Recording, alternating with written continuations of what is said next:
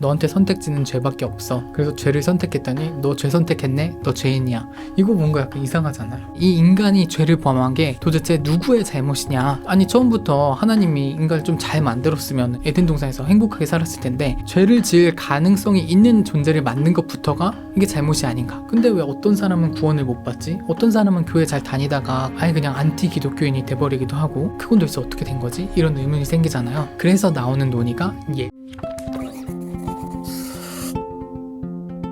네, 안녕하세요. 오늘의 신학 공부의 장명입니다. 오늘의 신학 고전 시간인데요. 지난 시간에 이어서 기독교 강요 2장 오늘 같이 한번 살펴볼게요. 그래서 이제 1장하고 2장 사이에 조금 저희가 텀이 있었지만 2장이 생각보다 분량도 많고 내용도 제법 어려웠습니다. 그래서 제가 좀 준비하는데 시간이 좀 걸렸고요. 어느 정도 주기로 하게 될지 모르겠지만 꾸준히 한다. 이것만 기억해 주시고 여러분들도 책 같이 읽으시면서 같이 공부해보면 좋겠습니다. 네, 그래서 저희가 지난 시간 내용 잠깐만 떠올려 볼게요. 지난 시간에 저희가 1장에서는 하나님을 아는 지식에 대해서 다뤘어요. 칼뱅이 이제 어떤 경건한 참된 지식에는 두 가지 종류가 있는데 하나는 하나님을 아는 지식이고 다른 하나는 인간을 아는 지식이다. 자기 자신을 아는 지식이다. 이렇게 말했거든요. 그래서 지난주가 아니네. 그래서 지난번에 이제 이 두 개가 이제 지혜의 두 부분인데 우리가 마땅히 하나님을 아는 지식부터 추구해야 된다. 왜냐하면 하나님을 먼저 알고 인간에 대해서 알아야 인간에 대한 바른 지식을 알 수 있기 때문에, 그러니까 먼저 기준이 바로 서고 그 기준에 비춰서 나머지를 판단해야 되기 때문에 그 기준이 되는 하나님에 대해서 먼저 알아보겠다. 기준이 되는 하나님을 아는 지식에 대해서 살펴보겠다. 해서 저희가 하나님의 지식을 1장에서 다뤘었고요. 이제 거기에 이어서 2장은 인간을 아는 지식, 그러니까 자기 자신을 아는 지식이죠. 그리고 인간을 아는 지식과 자유의지의 문제를 다루고 있습니다. 2장에 본격적으로 들어가기 전에 전제, 배경이라고 할까요? 그에 대해서 간단하게 얘기를 나누면 좋을 것 같아요. 그래서 이제 2장 칼뱅의 인간론이 드러나는 부분이라고 할 수 있는데요. 그러니까 저희가 신학에서, 특히 조직신학에서 땡땡론 이렇게 많이 붙이거든요. 하나님이 창조하셨다. 그럼 창조론. 하나님은 어떤 분이신가? 신론. 예수님은 어떤 분이신가? 기독론. 대표적으로 한 7주제 정도가 있는데 그 중에서도 이제 오늘은 칼뱅의 인간론에 대한 부분입니다. 근데 이제 이렇게 어떤 저희가 신학에 대해서 생각할 때 신학의 관심사에 대해서, 신학의 초점에 대해서 먼저 좀 정리하고 가면 좋을 것 같아요. 신학이 관심을 갖는 건 언제나 관계에 초점이 있는 것 같습니다. 예를 들어 저희가 창조를 다룬다 하면은 이 세상에 대한 얘기인 것 같잖아요. 그래서 세상의 기원은 뭐지? 세상은 어떻게 이루어져 있지? 이런 걸 따지는 것 같지만 사실 이 창조론에서는 이 세상과 하나님이 어떻게 관계 맺고 있는가에 대한 질문을 주로 다룬다라고 볼 수 있습니다. 그러니까 하나님이 이 세상을 어떻게 여기셨고 하나님이 이 세상과 어떻게 교제하시는가, 이게 더 중요한 관심사라는 거죠. 신학에 있어서는. 그래서 마찬가지로 인간론이라는 것도 인간은 어떤 존재인가를 낱낱이 살펴보는 챕터가 아니에요. 인간의 해부학적 특성은 무엇인가, 이런 거, 생물학적인 이런 거 살펴보는 게 아니라 하나님이 있고 인간이라는 존재가 있는데 인간과 하나님의 관계는 어떠해야 하는가, 이 하나님 앞에서 인간은 어떤 존재인가, 이런 걸 살펴보는 게 이제 신학에서의 인간론의 주요 관심사다. 이걸 하나 먼저 기억해 주시면 좋을 것 같고요. 그래서 오늘 저희가 칼뱅의 인간론을 다루지만 그 인간의 여러 측면 중에서도 칼뱅이 딱 관심을 갖는 것 딱 하나는 인간과 하나님의 관계에 대한 문제입니다. 이거를 먼저 기억하면 좋을 것 같고요. 두 번째는 어떤 신학자가 그 주장을 하는 배경에 대해서 이해를 하면 좋습니다. 그러니까 모든 신학자는, 거의 대부분의 신학자는 자기 나름의 현실에 대한 진단을 가지고 있어요. 그러니까 지금 세상이 이렇게 돌아가고 있다, 요즘 이렇다라는 자기만의 어떤 진단이 있는 거죠. 저희가 예를 들어서 이제 운전면허를 좀 이따 따야 되는데 운전할 때 이렇게 차선을 똑바로 쭉 직진을 해야 되는 게 중요하잖아요. 이렇게 쭉 직진을 해야 되는데 만약에 이 사람이 약간 오른쪽으로 기울어서 운전을 하고 있어요. 그러면은 옆에서 뭐라고 조언해주죠? 지금 약간 왼쪽으로 핸들을 돌려야 될 것 같아. 직진을 해야 되는데 넌 지금 오른쪽으로 치우쳐져 있어. 그러니까 왼쪽으로 핸들을 돌려야 돼. 이렇게 조언을 해주잖아요. 그러니까 여기서 이 사람이 왼쪽으로 핸들을 돌리라는 건 막 좌회전을 하라는 의미가 아니라 반듯하게 가야 되는데 지금 너가 반듯하게 못 가고 있기 때문에, 오른쪽으로 치우쳐져 있기 때문에 왼쪽으로 핸들을 꺾어라. 이런 조언을 해주는 거죠. 마찬가지로 신학자들이 어떤 진단을 하고 어떤 주장을 하는 이유는 자신이 볼 때 바르게 가야 되는데 이거 세상이 약간 오른쪽으로 가고 있다. 그럼 내가 좀 왼쪽으로 돌려, 이렇게 말해주고 싶다는 거죠. 왼쪽으로 가고 있다? 그럼 오른쪽으로 좀 돌려, 이렇게 말하고, 세상이 잘 가고 있다? 그럼 좋아, 계속 그대로 가, 이렇게 얘기를 해주는 게 이제 신학자들의 어떤 진단이고 주장이라는 거죠. 그럼 지금 칼뱅은 어떤 문제의식을 가지고 있냐면 이 하나님과 인간의 관계에 있어서 이 관계 설정이 뭔가 어긋나 있다는 걸 칼뱅이 느낀 거예요. 칼뱅이 볼 때 하나님은 이렇게 높고 인간은 이렇게 낮아서 하나님께는 무한한 영광을 돌리고 인간은 무한히 겸손해야 되고 이런 관계를 맺어야 되는데, 지금 그 종교개혁 당시에 가톨릭의 주장을 듣다 보니까 인간이 지나치게 비대해졌다라는 걸 느낀 거죠. 인간이 선행을 하면 공로를 쌓고 어떤 벌도 면해주고 사제계급의 특권이 너무 높아지고 어떤 인간의 행위가 구원에 있어서 중요한 요소처럼 여겨지고, 이런 부분들을 보니까 인간은 한없이 낮은 존재여야 되는데 하나님은 한없이 높아야 되는데 이 둘 사이가 뭔가 관계가 이상하게 됐다. 지금 뭔가 잘못되고 있다. 그런 문제의식에서 출발해서 칼뱅이 인간이 원래 있어야 할 자리가 어디인가에 대해서 얘기하는 게 이 챕터 인간을 아는 지식과 자유의지의 문제의 주요 내용이다. 이렇게 보시면 좋을 것 같습니다. 그래서 저희가 이 두 가지의 강조점을 가지고 이제 이 챕터를 같이 한번 살펴볼게요. 이 정도 제가 이렇게 4개의 목차로 준비를 해봤는데요. 첫 번째, 인간과 죄. 하나님이 인간을 창조하셨고 그 인간이 범죄했다. 그 인간이 죄인이다. 이런 얘기를 다루고요. 두 번째, 자유의지의 문제를 다룹니다. 그래서 이제 인간의 죄를 얘기하다 보면 결국 이게 필연적으로 자유의지의 문제로 넘어가게 돼요. 왜냐하면 이 죄의 책임이 누구에게 있는가, 이게 굉장히 중요한 어떤 쟁점이 되거든요. 자유의지의 문제를 다루고 이제 이것과 연결해서 지성과 의지, 은혜의 각각의 역할이 무엇인가에 대해서 다루게 됩니다. 그리고 끝으로는 그 외의 문제들이 있는데, 이 4번째 챕터는 거의 칼뱅의 Q&A 같은 느낌이에요. 근데 1, 2, 3번을 하고 나니까 이런 건요? 저런 건요? 하면서 사람들이 이렇게 막 반박하고 궁금증이 생기는 포인트들이 있잖아요. 그런 거에 쭉 모아가지고 다 답변을 해주는 그런 시간을 가지고 있습니다. 그래서 이렇게 4가지 챕터로 오늘 내용 같이 한번 살펴보도록 할게요. 네, 그래서 먼저 첫 번째, 인간과 죄, 이 부분을 살펴보도록 하겠습니다. 자, 그래서 저희가 지난 시간에 이어서 하나님을 아는 지식, 그리고 자기 자신을 아는 지식이 필요하다고 했는데, 이 자기 자신을 어떻게 알 수 있을까에 대해서 살펴보는 거죠. 그러면 이 자기 자신을 어떻게 알 수 있지? 나를 어떻게 알 수 있지? 근데 고대 철학자들도 똑같은 궁금증이 있었어요. 여러분 굉장히 유명하죠? 소크라테스가 너 자신을 알라, 이 말을 하잖아요. 칼뱅도 딱 이걸 인용하면서 고대 철학자들도 자기 자신을 알아야 한다는 그 필요성은 알고 있었다. 하지만 문제는 뭐냐면 인간의 이성이 타락했기 때문에, 인간의 이성이 부패했기 때문에 자기 자신을 알려고 해도 도무지 알 수가 없다는 거죠. 인간 너무 교만한 본성이 있고 쉽게 허영에 빠지기 때문에 이 정도면 난 괜찮은데 하면서 자신에 대해서 잘 알 수가 없다는 거죠. 그러니까 이제 메타인지가 부족한 거죠. 그래서 칼뱅이 이렇게 얘기합니다. 우리는 결국 자기가 가진 지식으로 아무것도 이루지 못한 채 가장 끔찍한 무지로 눈이 멀게 될 뿐이다. 이 인간의 지금 상태로는 자기를 알고 싶어도 알 수가 없는 상태라는 거예요. 그렇기 때문에 이 자기 자신을 알 때 가장 중요한 것은 하나님의 기준이다 라고 칼뱅이 얘기를 하고 있습니다. 그러니까 나의 기준으로 나를 아는 게 아니라 하나님의 기준으로 날 알아야 된다. 하나님이 인간에 대해서 뭐라고 말하시는지, 하나님이 인간을 어떻게 평가하시는지 그 평가에 비춰서 나를 판단해야 된다 라는 게 이제 핵심인 거죠. 자, 그러면 하나님의 관점으로 인간을 보면 인간이 어떤 존재인가에 대해서 살펴보겠습니다.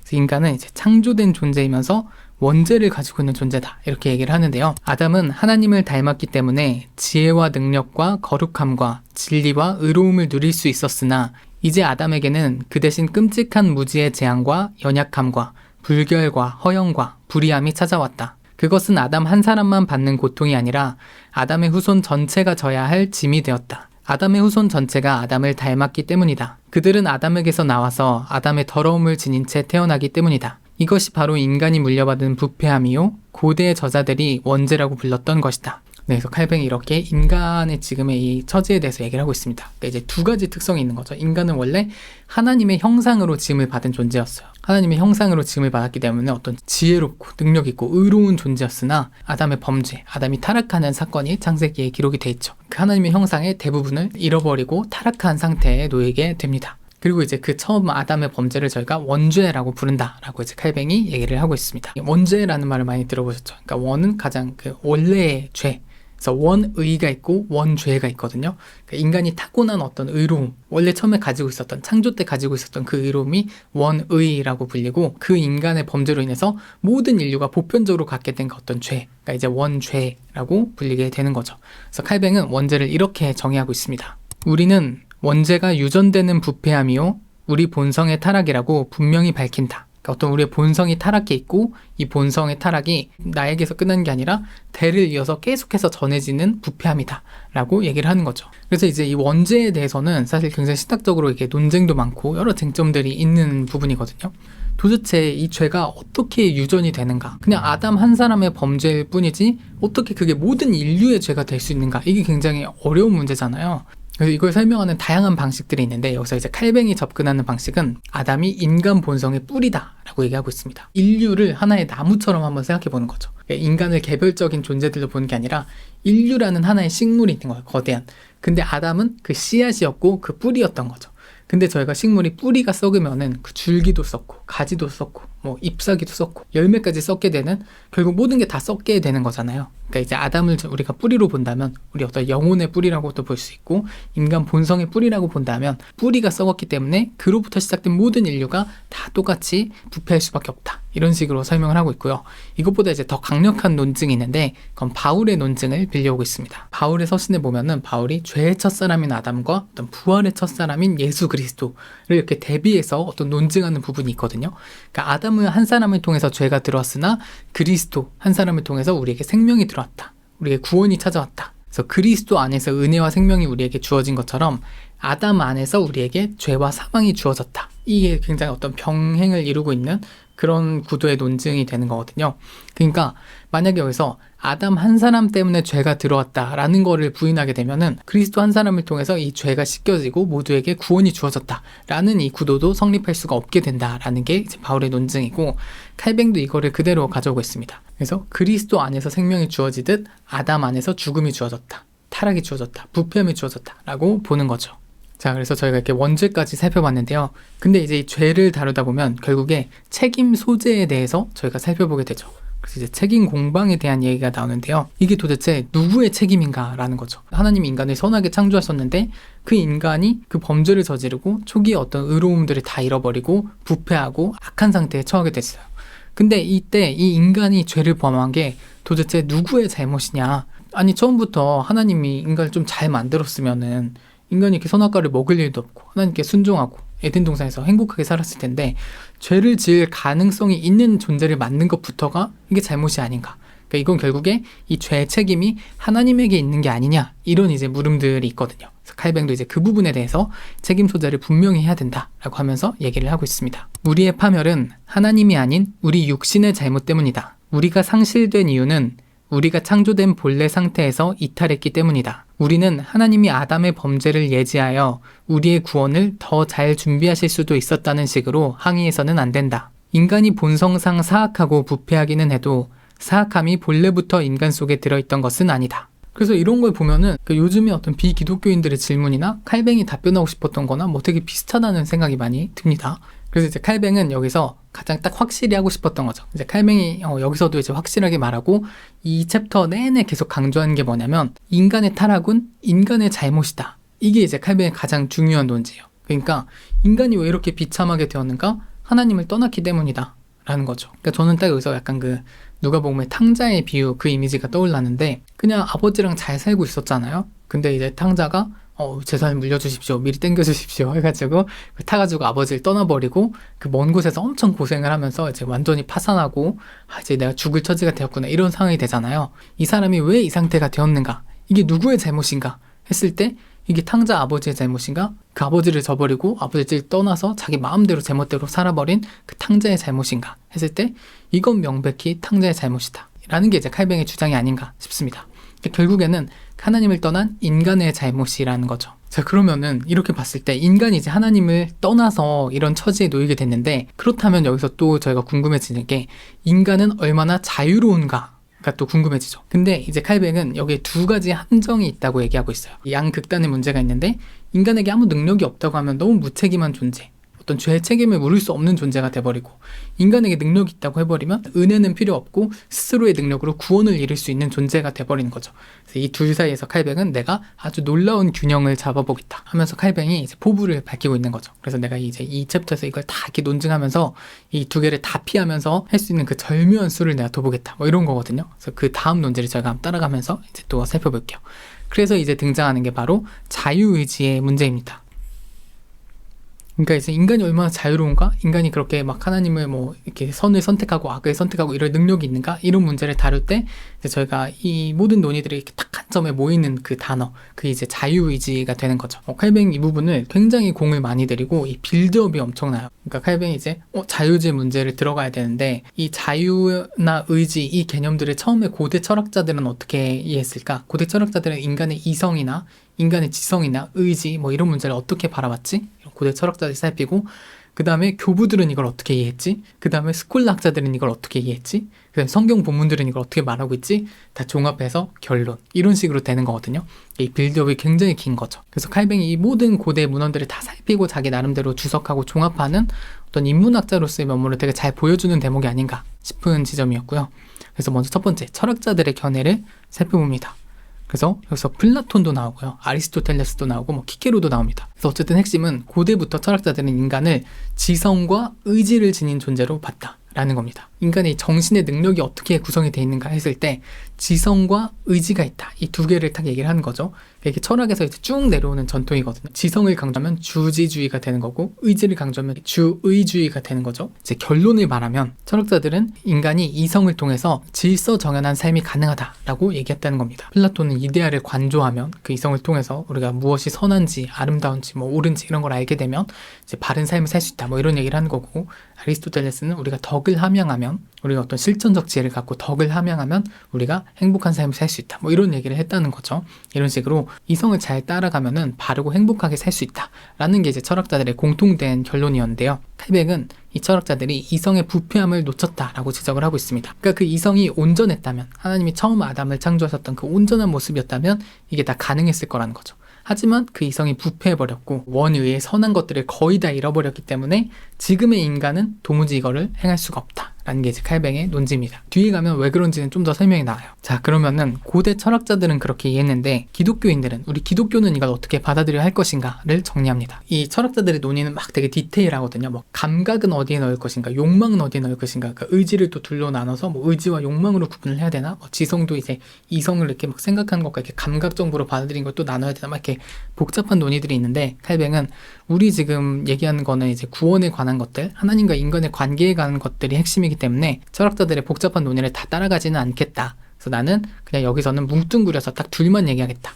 지성과 의지 딱 두 개만 얘기해보자 이렇게 얘기를 합니다. 여기서 지성은 뭐냐면 우리가 뭔가를 인식하고 분별하는 능력을 이제 지성이라고 여기서 부르겠다 이렇게 얘기합니다. 뭘 구분하고 판단하고 이런 능력이 지성이라는 거죠. 그리고 의지는 그 지성을 따르는 거예요. 그러니까 내가 뭔가를 이게 A라고 판단했을 때 그 A를 실천할 수 있는 게 이제 의지가 되는 거죠. 그러니까 무엇이 선한지를 지성이 분별했다면 의지는 내가 그 선한 걸 따르고 행동하는 것, 그게 이제 의지가 되는 겁니다. 이렇게 지성과 의지 이거 딱 두 개만 얘기해 보겠다. 칼뱅이 정리를 한 거죠. 그래서 이제 여기서 핵심 쟁점은 인간이 스스로 선과 악을 구분할 수 있고 선을 따를 수 있는가 이런 문제라고 했잖아요. 그러니까 이 지성이 무엇이 선한지를 구분할 수가 있는가? 이게 이제 중요한 문제고, 그렇게 구분했다 치더라도 의지가 그것을 따를 수 있는가? 이 두 가지를 다루겠다라는 거죠. 그래서 이때 이 의지가 얼마나 자유로운가, 이 의지가 정말 내가 선하다고 생각한 걸 따를 수 있는가, 이게 이제 자유의지의 문제가 되는 거죠. 그래서 이제 교부들의 견해로 넘어갑니다. 그러면은 이제 고대 교부들은 이 문제를 어떻게 바라봤을까, 어떻게 이해했을까를 살펴보는 거죠. 그래서 교부 중에 크리소스토무스는 우리에게는 우리가 공헌해야 할 부분이 있다. 우리는 우리 것을 가져가자. 그러면 하나님께서 그 나머지를 공급하실 것이다. 히에로니무스는 시작은 우리가 하고 마무리는 하나님이 하신다. 우리의 일은 우리가 할 수 있는 것을 드리는 것이요 하나님의 일은 우리가 할 수 없는 것을 성취하시는 것이다. 이렇게 얘기를 했다고 합니다. 그래서 얼핏 보면은 되게 어떤 찬양 가사 같기도 하고 우리가 할 수 있는 최선을 다하고 나머지는 하나님 해주실 거야, 약간 이런 느낌이 나잖아요. 근데 칼뱅은 이 교부들의 견해가 의심스럽다라고 얘기합니다. 그래서 왜냐하면 지금 이 교부들의 논의를 잘 보면은 우리가 뭔가 할 게 있다고 얘기하거든요. 우리가 공헌해야 할 부분이 있다. 우리가 하나님께 드려야 할 부분이 있다. 그러니까 하나님의 은혜와 인간의 행동이 어떤 협력한다라고 생각할 수 있는 여지가 여기 남아있다는 거죠. 이렇게 되면은 은혜가 반쪽짜리가 되는 거예요. 그러니까 인간은 전적인 은혜로 구원을 받아야 되는데 내가 반 정도는 내 힘으로 할 수 있는데 반은 못하겠어, 반은 하나님 도와주세요 하면은 반만 은혜로 되는 거잖아요. 반은 내 공로가 되고, 그러면은 제가 구원받을 때 하나님이 반 정도 해주셨죠, 이렇게 이제 인간이 교만하게 말할 수 있기 때문에 칼뱅은 이 견해가 의심스럽다라고 얘기를 하는 거고, 왜 교부들이 이렇게 말했을까로 그 두 가지 이유를 칼뱅이 생각합니다. 먼저 첫 번째는 교부들이 철학자들을 항상 의식하면서 이 신학을 전개했거든요. 교부들의 어떤 신학 작업은 변증적인 성격이 굉장히 컸어요. 그 당시에 어떤 지성인들에게 기독교 신앙이 합리적으로 받아들여질 수 있는가, 이게 중요한 문제였기 때문에 이제 고대 철학자들을 염두에 두면서 이 선행의 가치를 너무 낮추면은 어떤 비웃음을 살까봐 두려웠다는 거죠. 그리고 두 번째 문제는 뭐냐면 어떤 이런 선행의 필요성을 얘기하지 않으면 사람들이 너무 방만하게 살까봐 걱정했다는 겁니다. 우리 100% 은혜로 구원받는 거야 이렇게 얘기하면 그래? 그럼 나 마음대로 살아버려도 돼? 막 방탕하게 살고 죄 짓고 그래도 결국에 구원받는 거지? 이렇게 오해할까봐 교부들이 아니야, 인간이 할 게 조금 있어, 이렇게 얘기를 하게 됐다는 게 제 칼뱅의 해석입니다. 그래서 이렇게 고대 교부들이 이런 얘기를 했는데 그 중에서도 특히 이제 라틴 교부들이 있었어요. 그래서 이제 헬라 교부와 라틴 교부가 나뉘거든요. 그래서 좀 더 이 그리스어 헬라어를 쓰고 지금 저희가 나눈 기준으로 약간 동방교회라고 할 수 있을까요? 그런 쪽에 속하는 교부들은 저희가 동방교부 또는 헬라 교부 이렇게 부르고, 서방 측에 라틴어로 저작해 쓰고 라틴어를 사용했던 교부들은 라틴 교부 이런 식으로 구분을 하는데, 그 중에서 특히 라틴 교부들에게 이 자유의지라는 용어가 인기가 있었다라고 합니다. 그래서 이 라틴 교부들이 이 용어에 대해서 막 많이 논의를 했었고, 그 중에서 가장 대표적인 교부 아우구스티누스가 있겠죠. 그래서 이 칼뱅이 아우구스티누스를 정말 좋아합니다. 아우구스티누스의 어떤 신학적 입장을 칼뱅이 다 나름대로 어떤 재해석하고 계승해서 자기 논지를 전개했다라고 볼 정도로 이 아우구스티누스에 대한 의존도가 높은데요. 이 아우구스티누스는 자유의지를 이렇게 정의합니다. 자유의지는 이성과 의지의 능력이며 이 의지로 우리가 하나님의 은혜의 도움을 받아 선을 택하고 하나님의 은혜가 그칠 때에도 이 의지로 악을 택한다. 어떤 선을 택하고 악을 택할 수 있는 그 능력, 그게 바로 자유의지다. 이렇게 정의를 하고 있습니다. 교부들을 저희가 살펴봤잖아요. 이제 중세 스콜라 학자들의 견해로 넘어갑니다. 그래서 어거스틴 살았던 4, 5세기를 지나서 이제 거의 중세 종교개혁기까지를 쭉 이제 중세가 이어지잖아요. 그래서 그 중세 스콜라 학자들은 또 어떻게 이걸 이해했나를 살펴보는데, 스콜라 학자들은 대부분 이 아우구스티누스의 정의를 선호했다고 해요. 그래서 자유의지에 대한 아우구스티누스의 논의를 받아서 스콜라 학자들도 논의를 전개한 거죠. 이 스콜라 신학의 가장 대표적인 인물인 아퀴나스는 자유의지는 지성과 의지의 중간에 있지만 의지 쪽으로 더 기운다, 이렇게 얘기했다고 합니다. 그러니까 아까 저희가 지성과 의지를 구분했는데 자유의지는 도대체 뭐냐, 얘가 이렇게 분별한 걸 그냥 따르기만 하는 거냐 했을 때 이 사이에 좀 껴있는 친구라는 거예요. 그래서 의지 쪽에 좀 더 가까운데 아무튼 의지 쪽에 좀 더 가까운데 어쨌든 선을 이제 선택하고 따르는 그 능력, 그 의지가 이제 자유의지다, 이렇게 얘기를 하고 있습니다. 그리고 롬바르드라는 또 학자가 나와요. 그래서 명제집이라는 굉장히 유명한 스콜라 신학책을 집필한 인물인데, 칼뱅이 굉장히 이 롬바르드를 리스펙하는 게 느껴집니다. 그러니까 되게 존중하고 명제집을 저술한 거장은 막 이렇게 표현하면서 롬바르드를 엄청 의식하면서 글을 쓰고 있다는 게 느껴지거든요. 그래서 롬바르드라는 대단한 인물이 이렇게 썼는데 이 부분은 진짜 그럴듯하다, 근데 이 부분은 조금 잘못했다, 이렇게 칼뱅이 조심스럽게 이제 평가를 하거든요. 롬바르드는 은혜를 두 가지로 구분합니다. 작동하는 은혜가 있고 협력하는 은혜가 있다고 얘기를 해요. 작동하는 은혜는 처음에 초기에 우리 안에 어떤 선을 갈망하는 마음을 주시는 은혜예요. 그러니까 그 작동하는 은혜가 우리 안에 들어오면은 내가 선을 따라야겠어, 악을 멀리해야겠어, 이런 어떤 우리 안에 갈망이 생겨난다는 거죠. 근데 협력하는 은혜는 뭐냐면 우리가 처음 알게 된 그 갈망을 의지가 계속해서 이어갈 수 있도록 도와주는 거예요. 뒷받침을 해주는 거죠.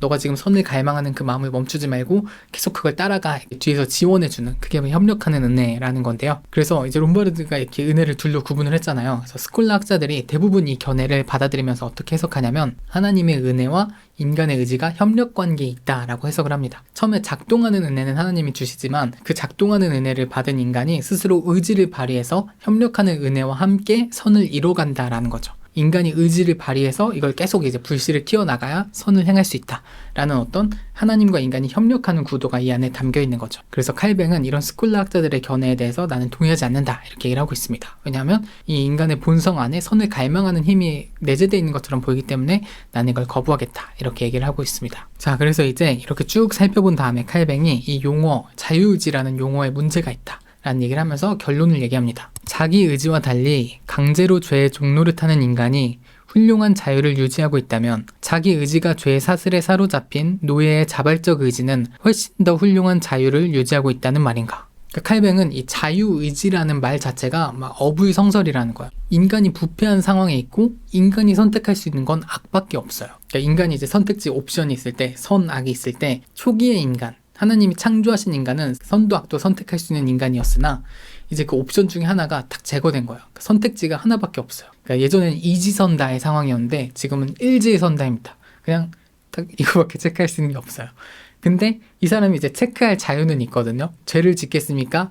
네, 이렇게 체크할 자유밖에 없어요. 근데 이런 인간을 자유롭다고 부르는 게, 자유의지가 있다고 부르는 게 이게 말이나 되냐? 약간 이런 입장인 거죠, 칼뱅은. 그러니까 자유의지라고 우리가 말하면 마치 죄를 선택할 수도 있고 죄를 선택하지 않을 수도 있고 이렇게 양쪽의 옵션이 있는 것 같은 말로 느껴지는데, 사실 인간은 이미 본성상 부패했고 인간의 선택지는 죄를 짓는 것밖에 없기 때문에 이 죄를 지을 수 있는 선택을 자유의지라고 부르는 거는 뭔가 잘못됐다, 이 어감이 주는 오해가 너무 크다. 그래서 칼뱅은 자유의지란 용어 자체를 폐기하자 이렇게 주장합니다. 자유의지란 용어 더 이상 쓰지 말자, 이런 거죠. 그래서 이 교부들이 도대체 그럼 자유의지를 왜 논했는가, 교부들의 결론이 무엇인가를 이제 얘기를 해줘요.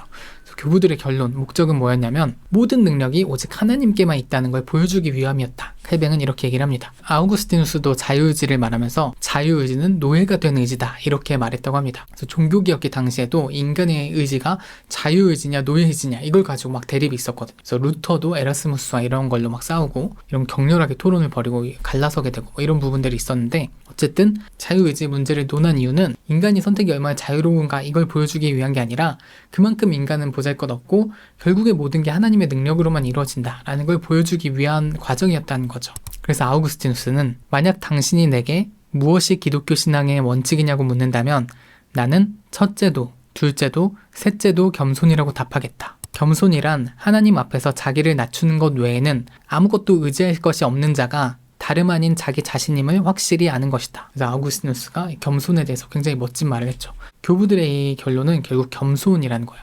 그러니까 저희가 이 자유의지 문제를 계속 논했지만 자유의지 논의의 끝에는 인간은 겸손해야 되는구나.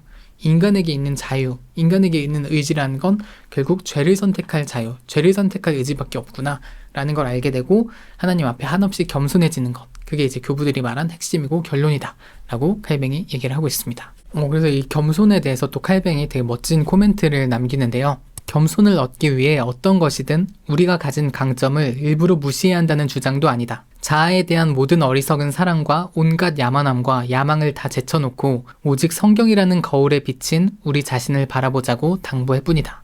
그래서 칼뱅이 인간의 겸손을 강조하는 게 우리가 가진 인간의 어떤 모든 걸 다 부정해버리고 인간은 그냥 쓰레기야, 아무것도 없어, 그냥 이렇게 해버리자는 게 아니라 그냥 성경이라는 거울 앞에 우리를 객관적으로 한번 살펴보자.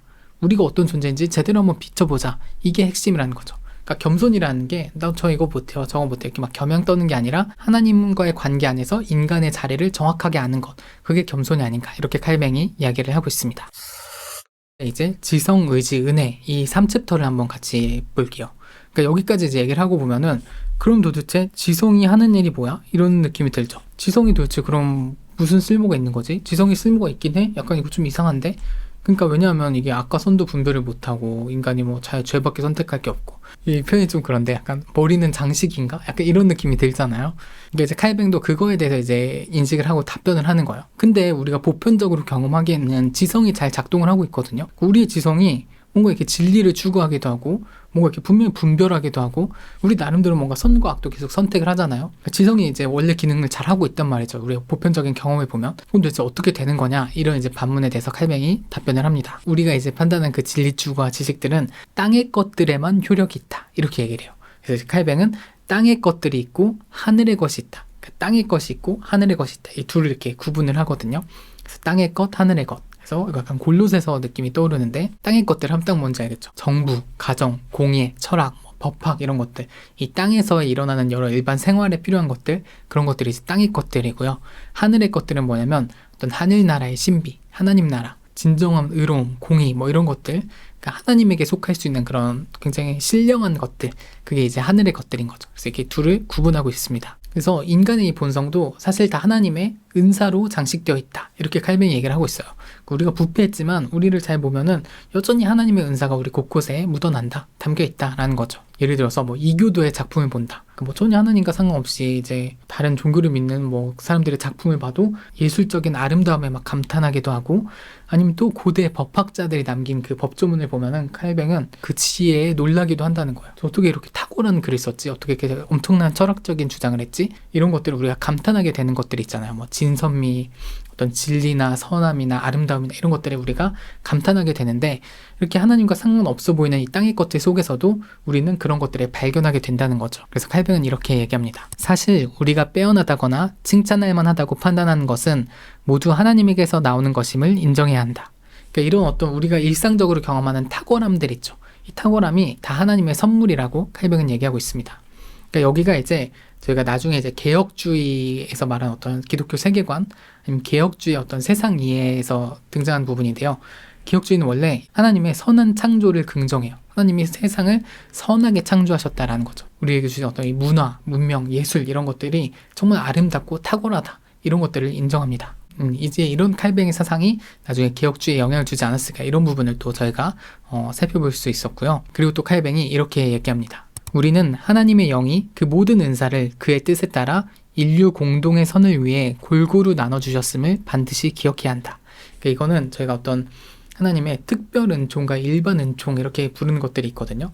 어떤 신자들을 위해서 하나님이 특별히 구원의 은총을 베푸는 그런 특별한 은총도 있지만, 이 사람이 신자든 불신자든 뭐 그리스도인이든 이교도든 뭐 상관없이 모두에게 베푸신 하나님의 일반적인 은혜, 일반적인 은총이 있다는 거예요. 공동의 선을 이루기 위해서 하나님이 모두에게 베풀어 주신 그 은혜들이 있다. 그러니까 의인이든 악인이든 하나님이 비를 내리게 해주시고 햇빛을 쬐게 해주시고 어떤 곡식을 먹게 해주시고 이런 것들이 있죠. 그처럼 하나님이 모두에게 베푸시는 그 일반적인 은혜가 있다 라고 얘기를 합니다. 그래서 여기서 이제 공동의 선이라는 얘기가 나오는데, 이제 송용원 교수님이 쓰신 칼뱅과 공동선이라는 책이 있거든요. 칼뱅의 사상이 이 공동선에 어떻게 이바지하는지, 그러니까 어떤 교회 안에서의 얘기가 아니라 인류의 보편적인 선에 어떻게 기여하는지에 대한 얘기들이 나오는데, 또 이 부분에서도 이제 칼뱅의 그 공동선에 대한 얘기를 좀 살펴볼 수 있는 포인트가 아니었나 싶습니다. 그래서 이제 이 땅의 것들에 있어서는 이렇게 지성이 분명한 역할을 하고 있다 라고 얘기를 하고 있어요. 그런데 저희가 이렇게 땅의 것을 딱 한정한 걸 보니까 어떤 느낌이냐면, 땅의 것에는 지성이 이렇게 의미가 있는데, 역할이 있는데 하늘의 것에는 소용이 없다, 이 얘기를 이제 칼뱅이 하고 싶은 거죠. 그래서 지성의 한계에 대해서 얘기합니다. 지성이 이렇게 땅의 것들에 대해서는 탁월함을 발휘해서 이렇게 법도 만들고 예술 작품도 만들고 우리가 어떤 일상생활에서 필요한 어떤 판결도 내리고 이런 어떤 선악을 분별하고 이런 걸 할 수 있는데, 하늘의 것과 관련해서는 이 지성의 한계가 있다. 지성은 어두컴컴해져 있다. 이렇게 얘기를 합니다. 인간이 타락한 이후로 하늘의 것에 대해서는 저희가 모든 지혜를 잃어버렸기 때문이에요. 그래서 이 철학자들에 대해서 이제 칼빈이 얘기하는데, 철학자들이 신성을 잠깐 맛본 자들이다 이렇게 얘기해요. 왜냐하면 플라톤도 신에 대해서 얘기하고 아리스토텔레스도 막 신에 대해서 얘기하거든요. 근데 그 신에 대한 얘기를 들어보면 굉장히 그럴듯한 부분들이 많아요. 그래서 이제 플라톤에서 이제 플로티누스나 중기 플라톤주의의 신이해를 아우구스티누스가 가져와서 그걸 또 신이해에 활용하고 이런 것들, 그러니까 이제 고대 교부들이 말하는 신학에서의 신이해들이 이제 어떤 그리스 철학자들에게서 빌려온 것들이 굉장히 많거든요. 이런 걸 보면 철학자들이 신에 대해서 굉장히 잘 말한 것들이 있다는 거예요. 진짜 좀 하나님에 대해서 그럴듯하게 얘기했는데 싶은 대목들이 있다는 거죠. 그런데 이 철학자들은 정작 하나님의 뜻은 알지 못했다라고 칼빈이 얘기를 합니다. 그래서 하나님에 대한 얘기는 했지만 그 하나님의 뜻을 알고 그 하나님의 뜻대로 살아가는 것에서는 무지했다라는 거죠. 왜냐하면 지성은 하나님의 뜻을 이해하고 하나님의 뜻대로 살아갈 능력이 전혀 없기 때문이에요. 그래서 이렇게 타락한 인간에게도 여전히 본성의 법이 남아있습니다. 어떤 양심 같은 건데요. 그래서 우리가 어떤 선악을 그래도 분별하게 해주고 어느 정도 따를 수 있게 해주는 그 양심이 우리 안에 남아있는데, 이게 왜 남아있냐면 인간이 변명하지 못하도록 하나님이 남겨두셨다. 칼빈이 이렇게 얘기를 하고 있어요. 그러니까 우리 안에 이건 좀 잘못된 것 같은데, 이게 좀 맞는 것 같은데, 이런 감각이 조금 남아있다는 거죠. 어떤 고결한 씨앗이 우리 안에 조금 이렇게 남아있는 건데, 얘는 그냥 이게 맞는 것 같은데 그냥 이렇게 한탄하는 게 전부예요. 그냥 저게 맞는 것 같은데, 근데 이제 맞는 것을 얘가 따라서 가거나 악을 이제 미워하거나 이럴 능력은 없는, 그냥 양심의 찔림만 느끼는 그 상태가 지금 인간의 상태다 라는 얘기를 하고 있습니다. 그래서 인간의 도덕적 판단이 불완전하다는 걸 칼뱅이 일반 범주와 개인 범주를 들어서 설명을 해요. 남 얘기는 잘하는데 내 얘기는 못한다, 이런 거거든요. 그러니까 이렇게 원칙대로 살아야지, 이렇게 법을 지켜야지, 이런 걸 남에게 적용할 때는 우리가 잘 하는데, 정작 이게 내 문제가 되면 못한다는 거예요. 만약에 내가 원수를 갚아야 되면 근데 살인은 하면 안 되지만 내 원수니까 원수는 죽일 수도 있어, 이런 게 인간이라는 거죠. 약간 내로남불 같은 느낌인데, 이런 것만 봐도 인간의 도덕적 판단은 얼마나 빈약하고 바르게 선택할 수 없는지가 명확하다라고 칼뱅이 얘기를 하고 있습니다. 그래서 아우구스티누스, 그는 우리 눈에 태양빛이 필요하듯이 우리 지성에도 성령의 비추심이 필요하다고 가르쳤다. 그러니까 마치 태양빛이 있어야 우리가 사물들을 바르게 볼 수 있듯이, 성령의 빛이 없으면 우리의 어떤 지성은 너무 어두컴컴해져 있어서 어떤 이런 영적인 것들, 하늘의 것들을 바르게 분별할 수가 없다는 겁니다. 그래서 여기까지 이제 지성에 대해서 살펴본 거죠. 지성은 이런 역할이 있고 이런 한계가 있다. 그래서 이런 걸 딱 보니까 지성으로는 선과 악을 구분하고 판단하기는 어렵겠구나 라는 걸 이제 칼뱅이 논증을 한 거죠. 그 다음은 이제 의지의 차례입니다. 이제 지성과 의지가 있었잖아요. 그래서 이제 의지를 다루는데 의지도 한계가 있다라는 게 핵심이에요. 그래서 칼뱅은 인간과 짐승은 모두 자신에게 유익한 것을 욕망한다 이렇게 얘기합니다. 그래서 이제 여기서 욕망이라는 단어가 나오는데 이제 나에게 필요한 거, 나에게 도움이 되는 거, 유익한 거를 이제 막 따라가는 본성이 있다는 거죠. 아까 자유의지를 하면서 나왔던 얘기가 또 반복이 되는 건데 스콜라 학자들은 은혜가 우리 안에 들어오면 은혜가 이 의지를 도와서 선을 행하게 만들어준다고 봤어요. 그래서 인간의 원래는 그 나약한 의지지만 이 의지와 하나님이 주신 그 선을 향한 갈망이 합쳐져가지고 선을 행하게 된다. 이런 식으로 어떤 신인 합력설이라고 봐야 될까요? 인간과 하나님이 함께 일한다. 이런 식의 관점을 제시를 했는데 칼뱅은 바울은 그렇게 가르친 적이 없다. 이렇게 얘기를 하면서 우리는 모두 본성상 죄인이고 죄의 멍에 아래 있다. 이렇게 얘기를 합니다. 바울이 이제 로마서 1장에 보면은 인간이 악을 행하는데 선의는 하나도 없고 인간은 오로지 악만 행한다. 바울 사도의 어떤 그런 논증들을 다 가져오면서 이거 봐라. 인간의 의지가 뭔가 여지가 있었으면 바울이 이렇게 얘기했을 리가 없다. 인간은 본성상 부패했고 인간의 의지는 도무지 선을 행할 수 있는 의지가 아니다.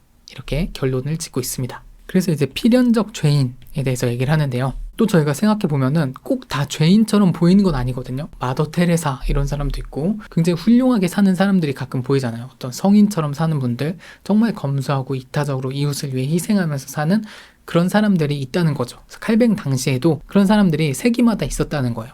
이 사람은 진짜 약간 예수님처럼 산 것 같아. 이렇게 보이는 인물들이 있는데 그 사람들은 어떻게 된 거냐. 의지를 잘 발휘해서 나름대로 선행을 한 거 아니냐. 이렇게 이제 누군가 반박을 한 거죠. 그래서 칼뱅이 거기에 대해서 두 가지로 답변을 합니다. 첫 번째는 그 사람들이 그렇게 보이지만 그 내면을 들여다보지 않으면 우리는 그게 얼마나 의로운지를 알 수가 없다. 그 사람들이 정말 선을 행하려고 그렇게 한 건지 뭐 다른 의도가 있었던 건지도 알 수 없고 그 사람 내면에서도 그 죄의 문제로 엄청 고통스러워하면서 죄로 관련된 자신을 막 억지로 붙잡고 겨우겨우 해낸 선일 수도 있고 이렇게 우리가 겉으로 드러낸 행동만 보고서는 저 사람이 선하다, 선을 행했다라고 보기는 어렵다라는 걸 한 가지 얘기하고요. 두 번째는 성품도 은사의 일종이다라고 얘기합니다. 사람마다 다양한 은사를 주셨어요. 뭐 누구는 운동을 잘하고 누구는 요리를 잘하고 어떤 사람은 너무 T의 은사를 받아서 막 바른 말을 잘하지만 남을 정죄하고 이럴 수도 있고 누군 너무 F의 은사를 받아가지고 공감을 잘해주고 뭐 이럴 수도 있잖아요. 이렇게 다양한 은사를 받았고 성품도 다 다르기 때문에 성품이 좋은 사람을 선한 사람이라고 부른 거는 좀 문제가 있다는 거예요. 이 사람이 성품이 조금 좋고 이 사람이 성품이 조금 나빠도 둘 다 부패한 인간임에는 차이가 없다. 라는 게 이제 칼뱅의 주장입니다. 그래서 이제 칼뱅은 인간은 필연적으로 죄인이다. 이걸 강조해요. 그러니까 그 사람이 아무리 성인처럼 보이든 선하게 살려고 하든 어떻게 하든지 인간은 필연적으로 죄인이다. 라는 거죠. 그래서 여기서 이 필연이라는 말이 굉장히 중요한데요. 칼뱅은 필연과 강제를 구분하고 있습니다. 이걸 굉장히 강조하고 있어요. 이 챕터 내내 이제 필연과 강제는 다르다. 이거를 여러 번 얘기를 하는데 이 개념이 철학적으로 어떤 개념인지 아니면 칼뱅 당시 어떤 맥락을 가지고 두 개가 쓰이던 단어인지는 제가 정확히 모르지만 이 기독교 강요만 읽으면서 느꼈던 이 두 단어의 느낌을 좀 표현해 볼게요. 필연은 약간 옵션 같은 느낌이에요. 선택지. 내 앞에 1, 2, 3번의 선택지가 있다면 셋 중에 하나를 골라야 된다는 건 필연이에요. 셋 중에 다른 네 번째 대안을 고를 수는 없는 거예요. 필연적으로 나는 셋 중에 하나밖에 고를 수가 없습니다. 그래서 이게 이제 필연인 거죠. 이렇게 선택지가 있고 나는 이 선택지 안에 갇혀 있다. 이러면 이제 필연인 건데 강제는 뭐냐면 넌 1번을 골라야 돼. 그래서 내 손을 그냥 탁 잡아 끌어가지고 1번을 탁 누르게 해버린다. 이런 거 이제 강제예요. 강제는 이제 자발성에 반대되는 말이죠. 강제성과 자발성인데 1, 2, 3번 중에 강제로 널 1번을 누르게 하면 이건 강제인 거죠. 그래서 이제 필연이 있고 강제가 있다. 이 두 개가 약간 층위가 다른 거거든요. 그래서 지금 이 죄의 상황이 어떻게 돼 있냐면 옵션이 하나밖에 없어요. 죄를 짓는다. 1번밖에 없어요. 죄를 짓는다. 1번 선택지밖에 없어요. 그러면은 인간은 필연적으로 죄를 지을 수밖에 없어요. 다른 옵션이 없거든요. 선택지가 1번밖에 없어요. 무조건 1번을 눌러야 돼. 죄를 짓는다. 이거밖에 인간이 누릴 수 있는 건 없어요. 근데 이 1번을 누르는데 이거를 강제로 누르느냐 자발적으로 누르느냐는 다르다는 거예요. 선택지는 하나밖에 없지만 인간이 이걸 자발적으로 눌렀다면 강제는 아닌 거죠. 약간 말장난처럼 볼 수도 있지만 이게 칼뱅에는 굉장히 중요한 구분이에요. 이 칼뱅의 논리의 어떤 토대를 이루는 어떤 구분인 것 같아요. 필연과 강제를 나눈다. 인간은 필연적으로 죄인이지만 강제로 죄인이 된 것은 아니다. 필연적으로 죄인이지만 자발적으로 죄인이 되었다라는 게 칼뱅의 핵심입니다. 인간은 강요에 의해 어쩔 수 없이 범죄하는 것이 아니라 의향에 따라 범죄하며 외부의 힘에 의해서가 아니라 자기의 탐욕에 이끌려 범죄한다. 그러니까 인간이 선택지가 어차피 죄를 짓는 것밖에 없긴 하지만 이 죄를 막 즐거워하면서 죄를 짓는 거예요. 그리고 누가 억지로 죄를 짓게 하는 게 아니고 내가 죄를 짓고 싶어서 짓는 거는 변함이 없다는 거예요. 그러니까 이 죄를 지을 때 이 자발성이 인간의 죄책의 원인이 된다라고 볼 수 있을 것 같습니다. 그래서 이제 칼뱅이 돌멩이와 인간을 이제 비교하는 비유를 가져오거든요. 인간이 어떤 외적인 힘에 의해 던져지기는 했어도 그 속에 아무 충동이나 감정, 의지가 없는 돌과 같다고 말할 수 있을까? 인간과 돌 사이에는 분명히 대단한 차이가 있다. 그러니까 돌멩이를 이렇게 휙 던져서 돌멩이가 이렇게 던져졌으면은 돌멩이는 강제로 던져진 거죠. 근데 인간이 범죄하는 상황은 돌멩이처럼 던져진 게 아니고 그 상황에 놓여서 자기가 자발적으로 하는 선택들이 그 안에 있다는 거예요. 그렇기 때문에 인간의 자발성이 있기 때문에 인간은 필연적인 죄인이지만 이 죄의 대가로 형벌을 치러야 된다 라는 얘기가 되는 거죠. 그래서 이제 이 필연에 대한 얘기는 이제 뒤에 조금 더 자세하게 나옵니다. 벌써 촬영 시간 기준으로 1시간이 넘어가고 있습니다. 굉장히 길어질 것 같네요. 빠르게 해볼게요. 자, 그래서 이렇게 인간은 지성에도 한계가 있고 의지에도 한계가 있고 결국에 필연적으로 죄를 지을 수밖에 없는 죄인이다 까지 얘기를 했는데 너무 암울하죠. 그럼 인간의 소망은 도대체 무엇인가? 인간의 대안은 무엇인가 했을 때 그 유일한 대안은 하나님의 은혜다. 이렇게 이제 결론이 되는 거죠. 그러니까 지금까지 이제 빌드업이 어떤 거인지 다 느껴지죠?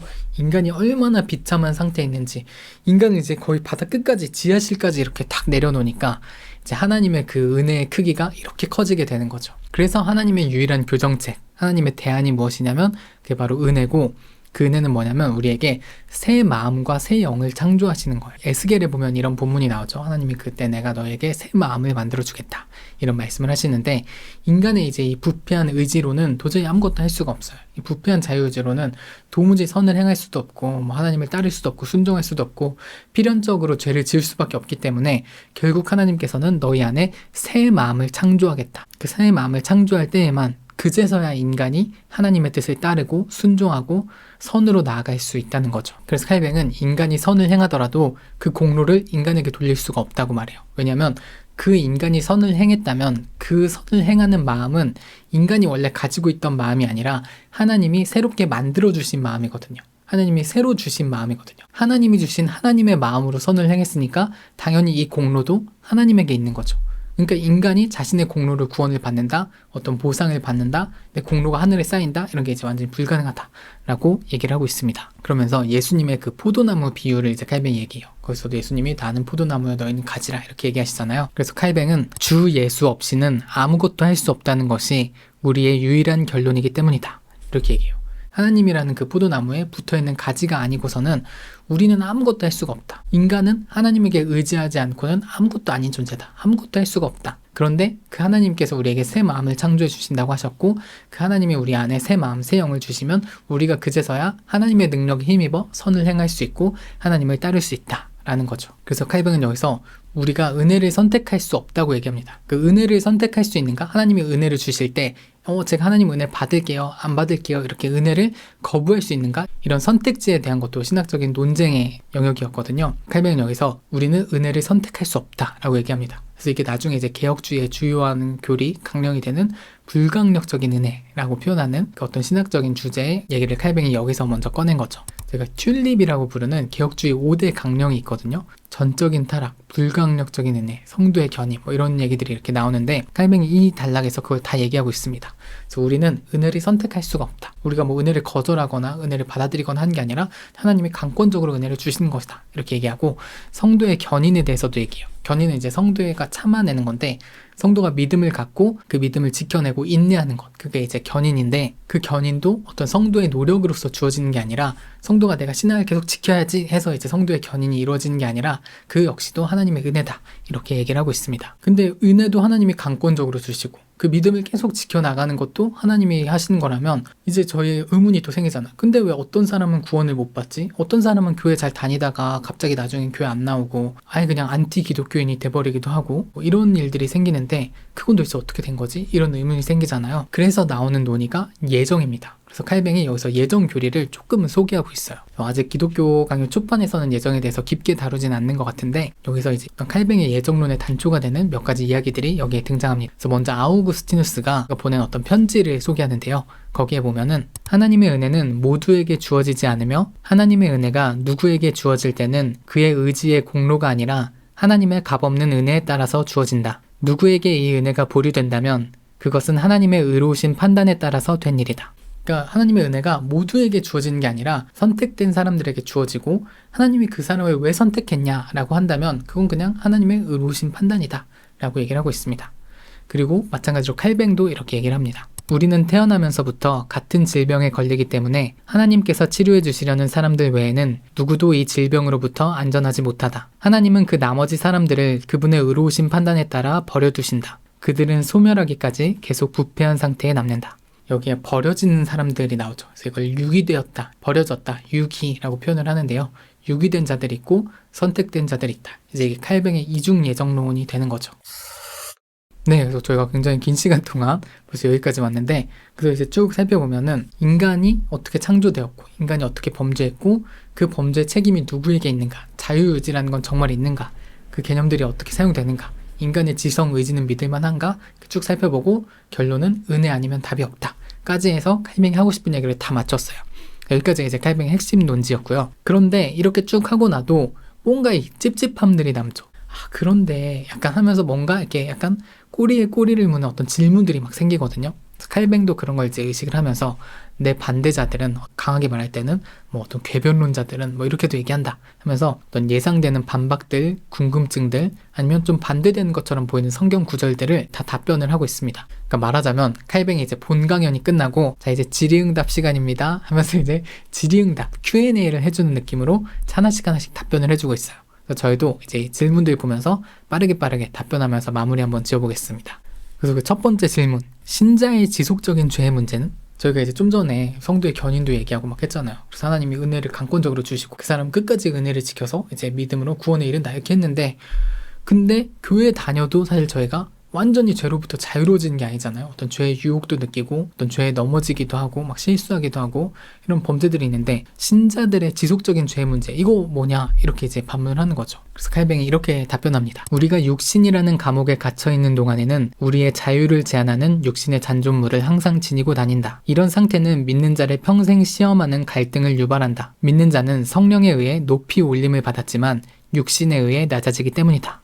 이렇게 얘기하고 있습니다. 그러니까 이제 바울이 한 얘기죠. 우리 안에 두 본성이 있고 우리 안에 두 법이 있어서 싸우고 있다. 어떤 내적 갈등이 있다라는 거죠. 왜냐면 우리가 성령으로 중생을 입었고 이제 거듭났고 성령에 따라 살려는 그 의를 따르려는 그 우리의 어떤 본성이 있지만, 우리의 옛 자아, 우리가 이 육신 안에 있는 한 계속 가지고 가야 될 어떤 잔존물들이 있다는 거예요. 둘 사이의 어떤 대립이 우리 안에서 계속 있기 때문에 이제 얘가 좀 더 우세할 때는 죄를 지었다가 얘가 다시 좀 우세하면 하나님 죄송합니다 하면서 이제 회개했다가 이게 이제 반복된다는 거죠. 육신을 입고 사는 난 자연스러운 일이다. 어쩔 수 없다. 우리가 이 육신을 벗어버리고 진짜 완전한 부활의 몸을 입게 될 때 죄의 문제가 완벽하게 해결될 것이다. 이렇게 얘기하고 있습니다.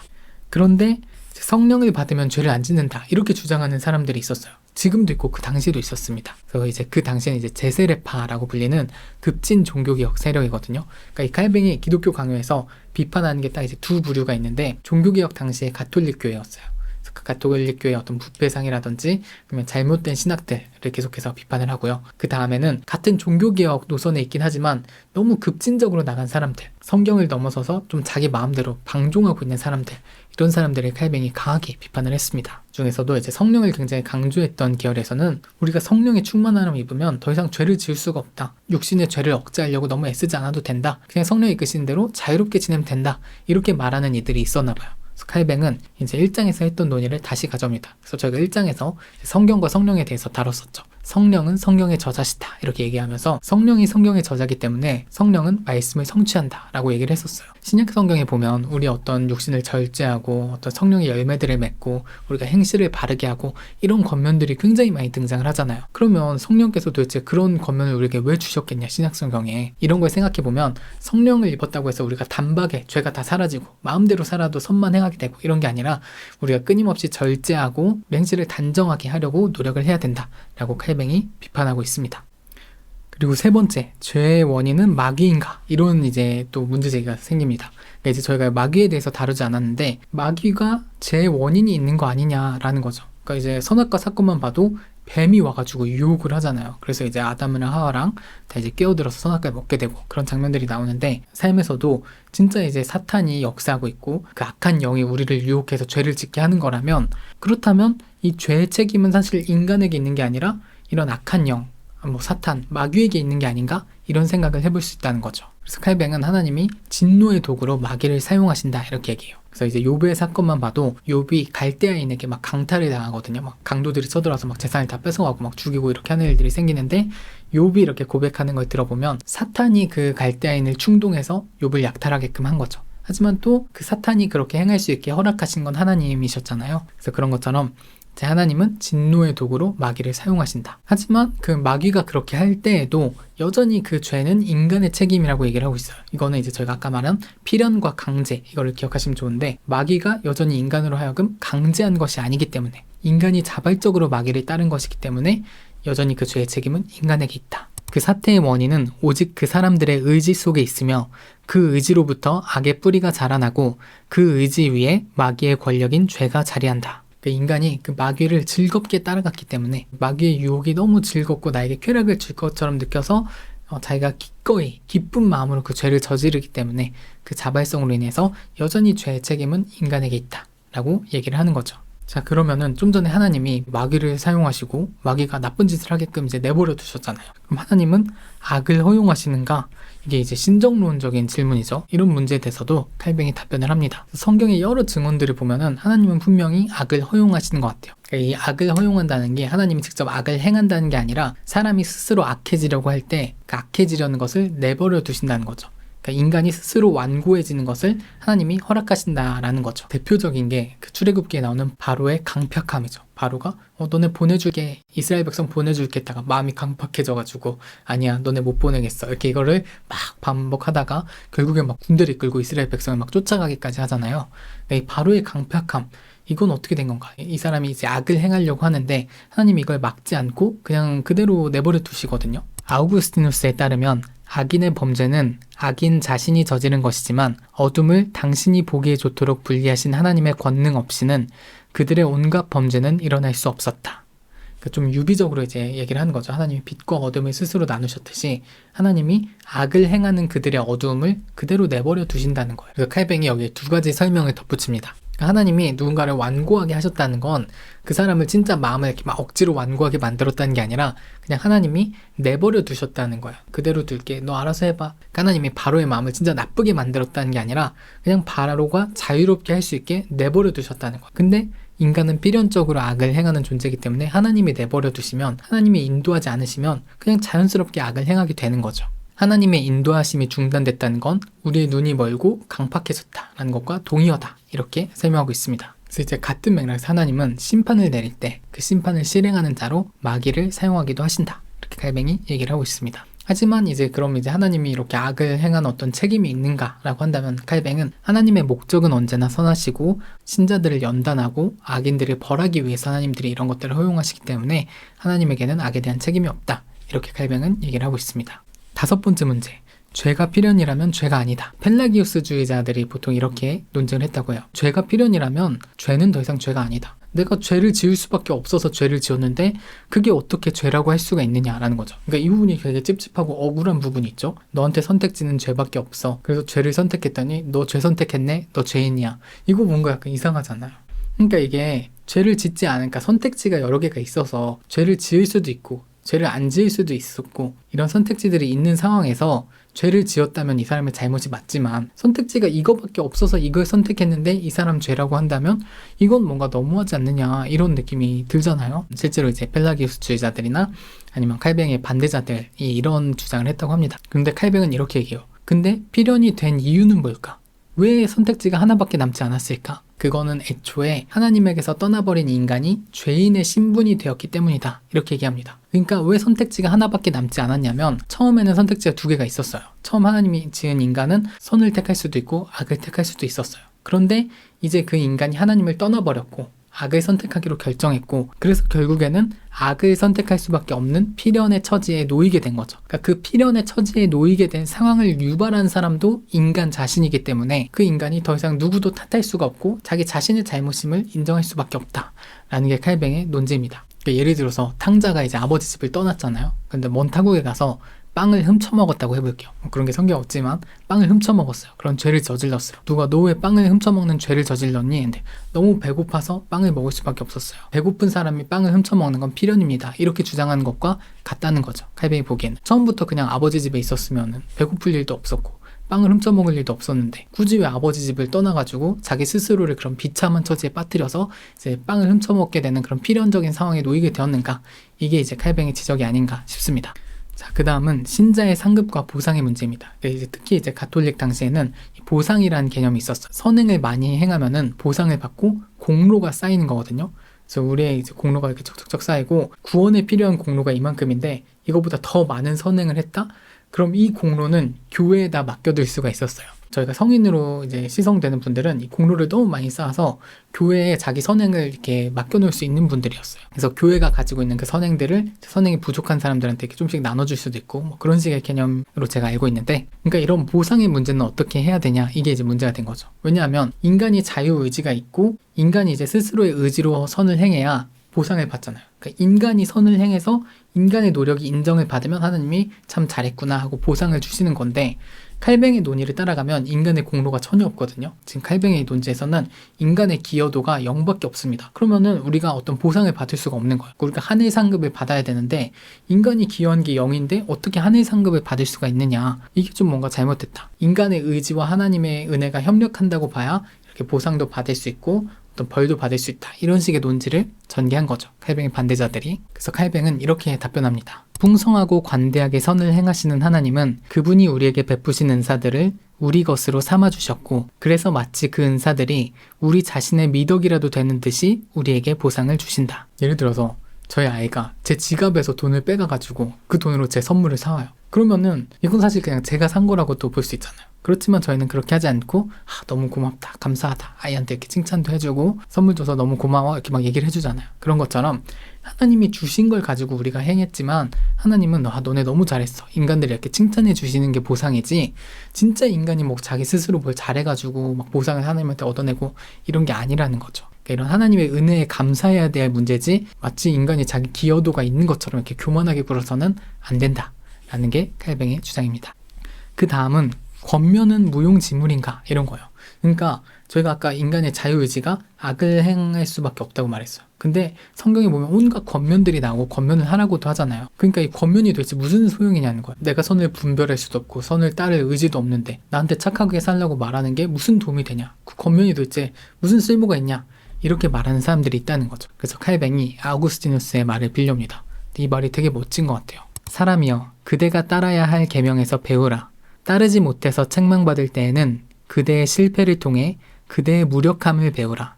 하나님께 드리는 기도를 통해 그대에게 필요한 것을 어디서 얻어야 하는지 배우라. 저는 이게 굉장히 감동이 됐어요. 어떤 권면을 받고 착하게 살려고 했는데 착하게 살 수가 없을 때 내가 할 수 없는 걸 왜 저한테 주세요, 이렇게 하나님을 탓할 게 아니라 그때가 우리가 기도해야 할 순간이고 우리가 기도해야 할 자리라는 거죠. 그러니까 우리의 무력함을 확인할 때 그 무력함을 극복할 수 있는 유일한 방법은 하나님의 은혜밖에 없구나, 우리는 하나님을 의지하지 않고서는 아무것도 할 수가 없는 존재구나 라고 자기 자신을 제대로 알고 하나님께 기도로 자기에게 필요한 걸 구해야 한다는 거죠. 내가 그 권면을 따를 수 있다면 좋지만 내가 못 따르는 권면을 받았다면 그때는 기도가 필요한 순간이다 라는 얘기를 하고 있습니다. 그래서 칼뱅은 권면은 성령이 인간을 구원하시는 외적인 수단이다, 이렇게 얘기하고 있어요. 성령이 우리 안에 내주하셔서 우리가 하나님을 따르도록 또 인도하시지만 또 다른 사람들 통해서 주어진 어떤 권면들, 성경을 읽으면서 우리가 발견하게 된 그 권면들, 그 어떤 주변으로부터 받는 그 권면의 말씀들을 통해서도 우리가 더욱더 선을 갈망하고 악을 미워하도록 우리를 인도해 가신다는 거죠. 하나님은 우리 안에서 두 가지 방식으로 활동하신다. 내적으로는 그분의 성령으로 활동하시고 외적으로는 그분의 말씀으로 활동하신다, 이렇게 얘기하고 있습니다. 그래서 이거를 뭐 어떤 내적 근거, 외적 근거라고 하는 어떤 그런 개혁주의식 어떤 구분 방법이 있거든요. 하나님의 뜻을 구분하는 방법, 내적 근거, 외적 근거 하는데 이 지금 말한 이 칼뱅의 논지하고도 연결점이 있지 않을까 싶습니다. 그래서 이 권면은 신자에게는 더욱더 하나님을 따르도록 도움을 주는 장치고요. 신자가 아닌 사람들, 칼뱅식으로 좀 세게 말하면 유기된 자들에게는 양심을 찌르는 기능이 있다고 해요. 하나님을 모르는 사람들에게 권면을 하면 무슨 소용이 있는가? 그 권면을 했기 때문에 그 사람들의 양심의 찔림을 받고 핑계하지 못하게 된다는 거죠. 하나님이 나 분명히 그때 말해줬었다, 이렇게 이제 핑계하지 못하게 하는 기능이 권면에 있다, 이렇게 얘기하고 있습니다. 네, 드디어 마지막인데요. 진짜 이제 끝납니다. 율법은 하나님의 조롱인가? 그래서 이게 무슨 말이냐면 율법을 하나님이 주시잖아요. 근데 우리에게 율법을 지킬 능력이 없어요. 십계명도 주고 율법도 주고 이렇게 따르라 하시는데 이렇게 따를 능력이 없잖아요. 그럼 따를 능력이 없는 자들에게 이렇게 무지막지한 율법을 주시는 하나님은 사실 인간을 조롱하고 있는 거 아니냐.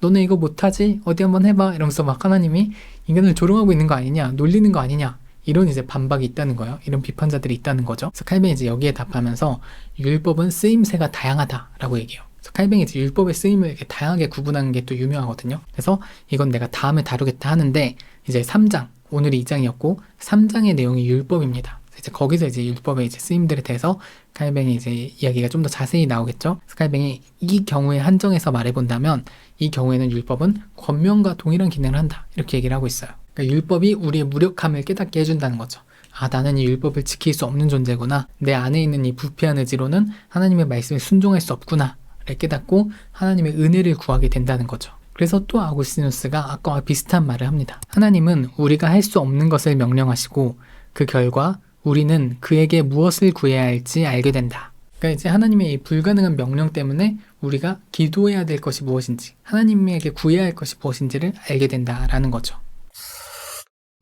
네, 그렇게 해서 여기까지 2장 인간을 아는 지식과 자유의지 챕터를 저희가 모두 다 살펴봤습니다. 정말 굉장히 긴 시간이었는데요. 그래서 저번에 1장 때 여러분들이 더 길게 해도 된다, 더 길게 해주셔도 괜찮아요 이렇게 많이 응원을 해주셔서 제가 맘 편히 길게 해봤습니다. 근데 좀 너무 길긴 했죠. 오늘도 좀 이제 너무 길었는지 괜찮은지 이제 써주시면은 제가 또 3장 할 때 조금 참조해 볼게요. 네. 그래서 이제 2장 좀 간단하게 정리해보면 인간은 하나님의 형상으로 창조되었지만 아담의 범죄를 통해서 온 인류가 같이 어떤 원죄의 상황에 놓이게 되었죠. 하나님을 떠난 그 부패한 상황에 놓이게 되었습니다. 근데 그 죄의 책임이 누구에게 있는가? 인간에게 있는가? 하나님에게 있는가? 이걸 이제 좀 살펴보기 위해서 제가 자유의지의 문제와 지성과 의지의 문제까지 다 살펴봤어요. 인간의 지성도 부패했고 의지도 부패했고 인간은 필연적으로 죄인이지만 그러나 여전히 자발적으로 죄를 짓고 그 필연에 놓인 이유도 인간 자신이었기 때문에 이 죄는 인간의 책임이다. 그래서 인간은 이렇게 비참한 상태에 놓여 있었다.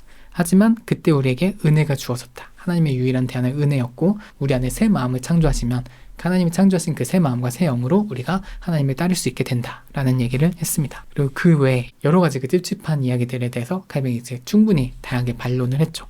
제가 오늘 영상에 포함시키지 않았지만 성경의 유명한 구절들에 대해서도 얘기해요. 사마리아인의 비유에서는 이렇고 아벨과 가인에서는 이렇고 막 이렇게 그 구절들을 이제 하나하나 보면서 그때 이 말씀을 어떻게 이해되나 이런 것도 또 칼뱅이 다루고 있거든요.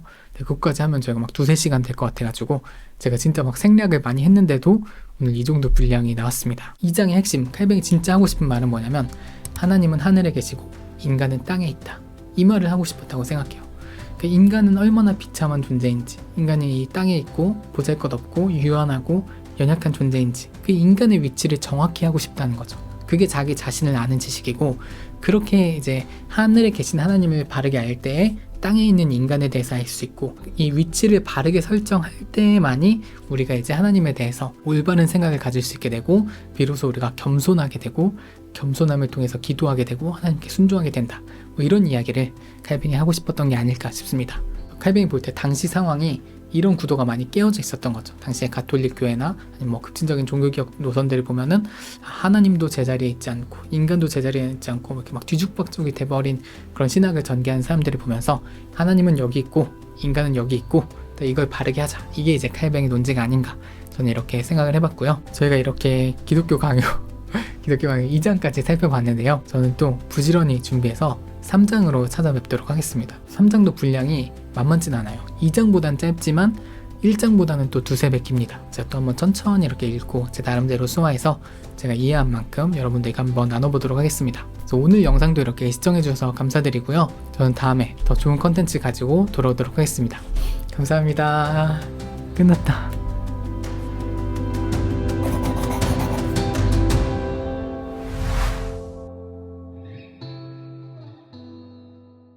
네, 그리고 오늘 영상이 도움이 되셨다면 구독과 좋아요 부탁드리고요. 조금 더 신학을 깊이 있게 공부해보고 싶다 하는 분들은 이달의 신학 특강이 준비되어 있습니다. 여러분들이 개별 강의를 수강하실 수도 있고 멤버십을 통해 모든 강의를 무제한으로 시청하실 수도 있습니다. 끝으로 오늘의 신학 공부 사역은 모두 자비량으로 진행됩니다. 여러분들이 저희 후원 계좌를 통해 마음을 보태주시면 제가 공부하고 콘텐츠를 제작하는데 큰 도움이 됩니다. 감사합니다.